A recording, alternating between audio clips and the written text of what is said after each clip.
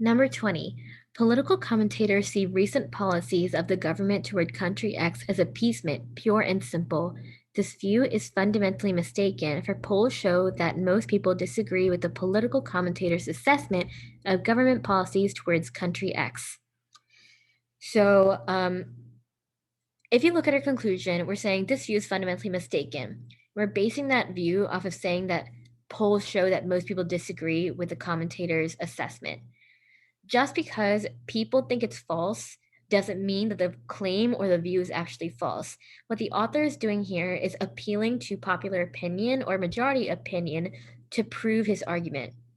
Opinions of people are not fact. They can't be used as fact. It makes no sense to base your opinion on other people's opinion and treat other people's opinion as a fact when it's literally an opinion. So I'm looking for that idea.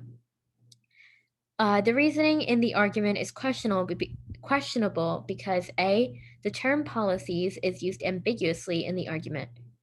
This is not the flaw that I'm looking for, and we're also not using this ambiguously. So A is out.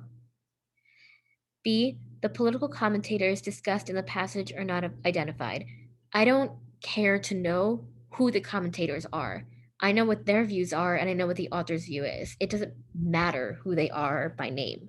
So B's out. C, a claim is inferred to be false merely because a majority of people believe it to be false. This is the right answer.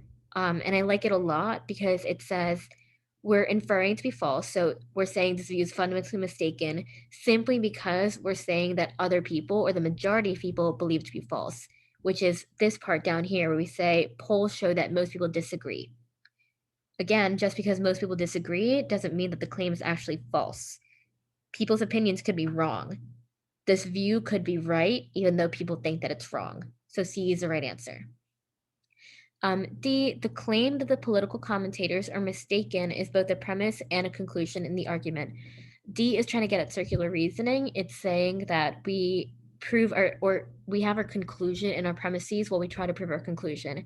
Circular reasoning is very rarely the right answer, so this was an automatic red flag to me. And then if I were looking at the argument itself, there's no repetition here that's usually indicative of circular reasoning. So D is out for me. And then E, it is assumed that what is true of persons individually is true of a country as a whole.